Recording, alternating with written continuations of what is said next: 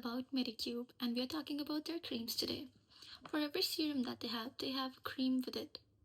The formulation of their creams is typically different than the normal creams. Medicube uses a dual texture formula where active ingredient capsules are suspended in transparent gel. This technique ensures that the active ingredient, such as vitamin C, remains potent and stable until their application. They use this technique in vitamin C, TDRN, and few other creams to maintain the ingredient's potency.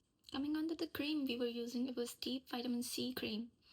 It contains sea buckthorn extract, pure ascorbic acid, and 5% niacinamide, which is all encapsulated to maintain its freshness and potency. The transparent gel, also known as vitamin water, is composed of vitamin E and ferulic acid.